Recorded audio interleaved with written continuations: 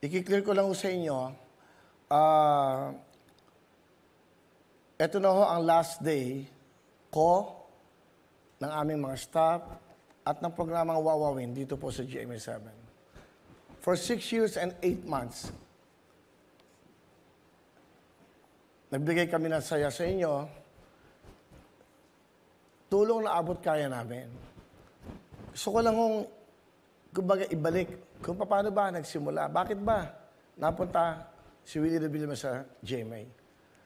Ito po, panoodin natin.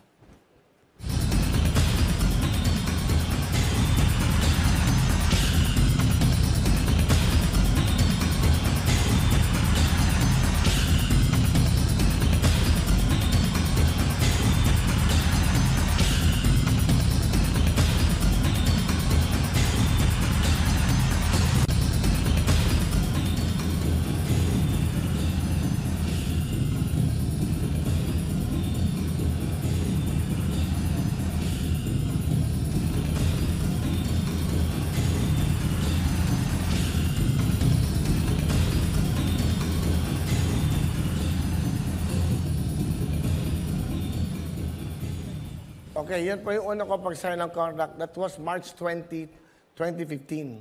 So, 2015 po yan.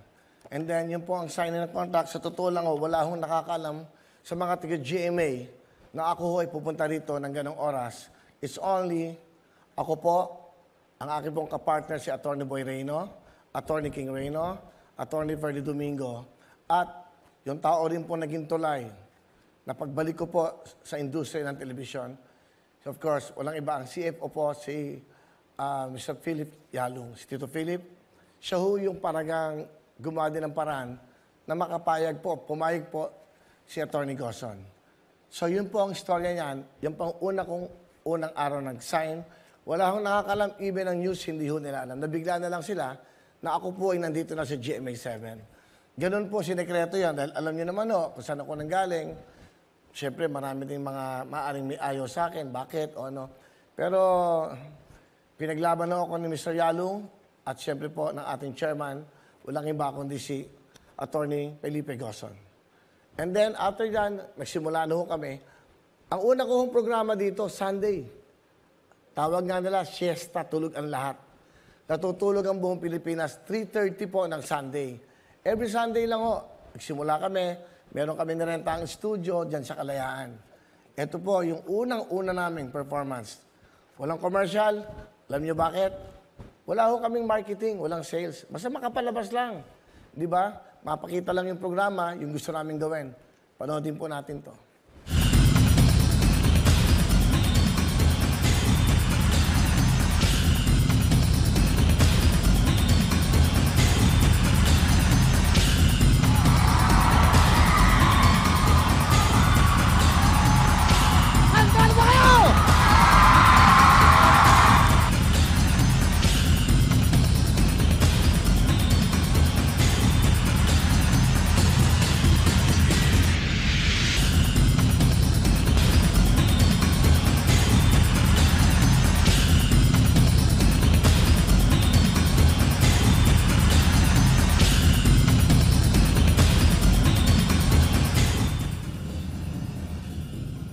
That was May 10, no? 5, 10, 15, eka nga.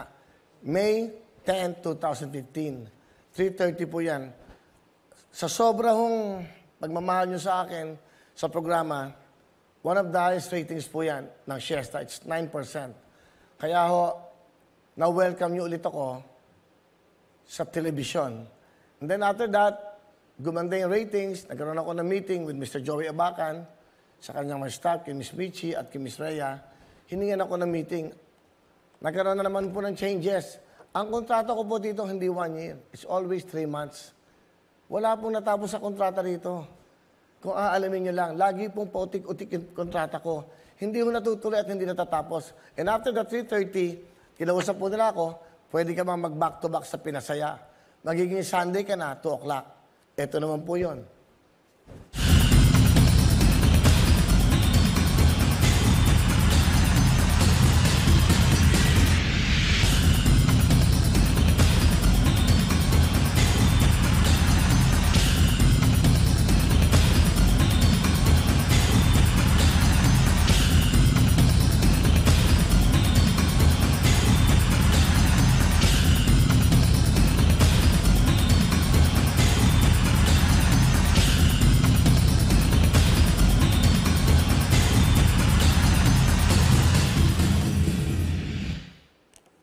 po. After naman po ng 2 o'clock, hindi na naman natapos yung kontrata ko. Lagi yung kontrata ko dito, hindi natutuloy. Bakit? May pagbabago na naman po. After po ng 2 o'clock, ng back-to-back ng Pilsaya at Wawawin, eto na po. Dumating na po another meeting with Mr. Joey Abacan. Diyan ho kami kumain sa may bandang Timog. Sabi niya, asan ka? Ang totoo niyan, hihinto na ho sana ako. Ayoko na sana dahil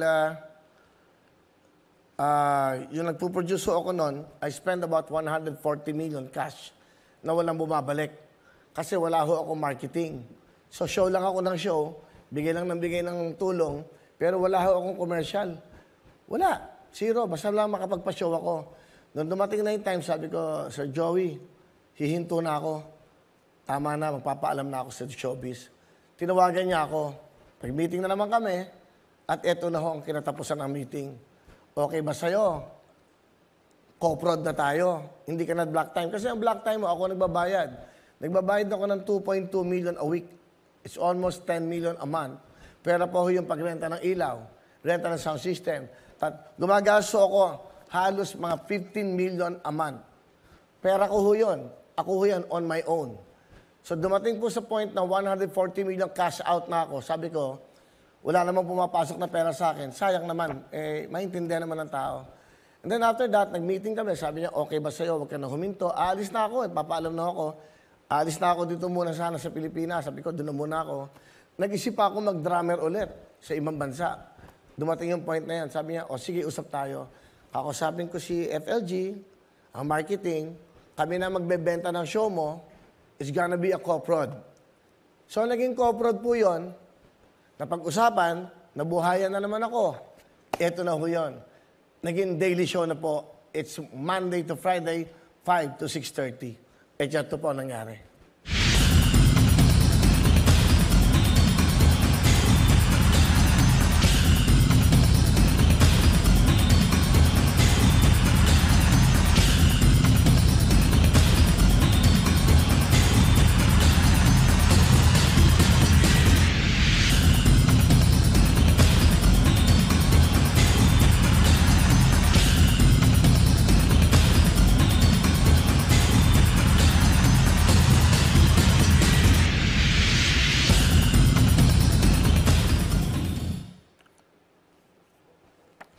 So, yun po ang naging daily show. So, that time, kailan nangyari to? April 18, 2016. GMA Studio po yan. Dito na ako nagsimula. Hanggang ngayon po, nandito pa rin hanggang sa magtatapos. Sinabi ko lang ho sa inyo to para malaman nyo yung pinagdaanan ko dito. Hindi ako dumaan dito na isang star. Hindi ako dumaan dito na binigyan ng importansya kaagad. Hindi ho. Sa business na to ho, kailangan magbigay ka ng ratings. Kailangan kumita ang programa mo. Hindi ba? Saka yung sinasabi nilang wala kang utang na loob pag umaalis ka sa istasyon. Para sa akin, dapat pareho. Kasi sa industriya to, pag hindi ka nag-ratings, tinatanggal ka. Pag nagre-rate ka, napakikinabangan ka. Ibig sabihin yan, kumikita ka, kumikita ang istasyon. Ganun lang po yan. Kaya sasabihin nyo na walang utang na loob pag umaalis sa istasyon. Hindi ho ganun yun. Hindi nyo naintindihan ang sinasabi nyo. Pag ikaw ay nagre-rate, siyempre aalagaan ka. Iingatan ka. Kasi nagpapasok ka ng pera eh. Kasi yan ho ang business na to. And this is showbiz. Alam nga naman nung hindi ka na kumikita, hindi ka pa nagre-rate, stay ka pa ng istasyon. Dapat naiintindihan ng lahat ng tao yan at ng lahat ng artista. So, paano ka magre-rate? Give your best, bigay mo lahat ng nalalaman mo, at mag-aaral ka. Dahil itong programa mo, anuman, isa kang artista, dramatic actor ka, komedyante ka, extra ka, give your best. Bigay mo yung kakayanan mo, baka sa pinag-uusapan po dito is entertainment at talent. So yan ang totoong storya niyan. And after that, naging daily show na to, nagkaroon pa kami ng prime time, ang daming pumasok ng mga commercials. So, yan ang nangyari dyan. Tapos na po yung storyang yan. Ngayon, Wawawin ang lahat sa aming pagbibigay ng saya at pag-asa ng iyong